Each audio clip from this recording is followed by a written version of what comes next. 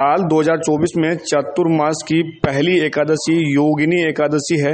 कहा जाता है कि योगिनी एकादशी पर नियम पूर्वक विधि अनुसार यदि व्रत का पालन किया जाए तो सभी कष्टों से छुटकारा मिल जाता है और भगवान विष्णु की कृपा सदैव बनी रहती है।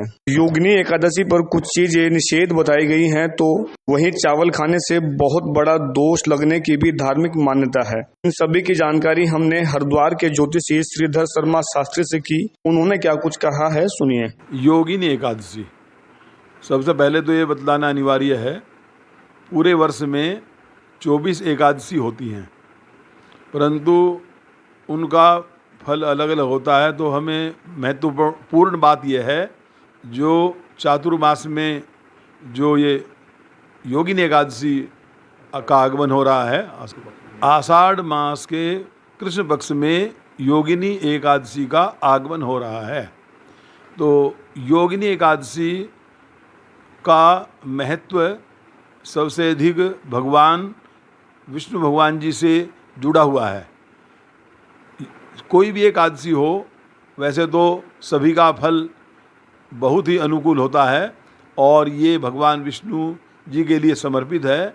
योगिनी एकादशी को जब हम करते हैं तो उसका विधि विधान से भली भांति पालन करना चाहिए।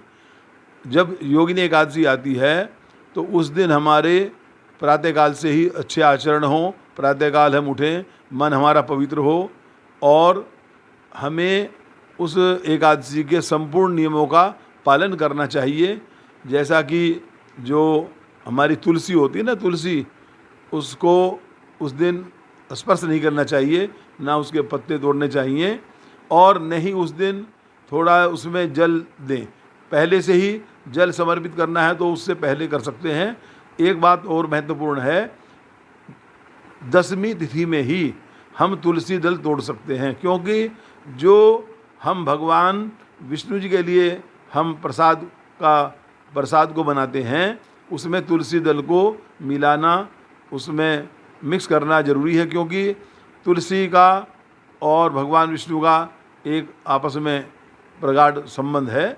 इसीलिए, क्योंकि बिना तुलसी के भगवान विष्णु की पूजा नहीं होती। जिस प्रकार से सत्यनारायण की पूजा में भी इस प्रकार का महत्व माना जाता है, तुलसी का इसमें समावेश करते हैं, तभी उस व्रत का महत्व होता है। एक तो कोई भी मांस, मदिरा, कोई गलत चीज़ का आहार, प्याज, लहसुन इत्यादि, ये सब इनका निषेध होता है कि चावल बिल्कुल न खाएं। और चावल खाने का बहुत बड़ा एक दोष लगता है, क्योंकि अगर हम चावल खाते हैं, ऐसा मानते हैं कि ये जैसे हमने कीड़े खा लिए हों, तो इसीलिए इसका एक दोष नहीं उतर पाता। योगिनी एकादशी को यदि हम बहुत ही एक नियम पूर्वक करते हैं और इसको निराहार अगर किया जाए, उससे इसका और महत्व बढ़ जाता है।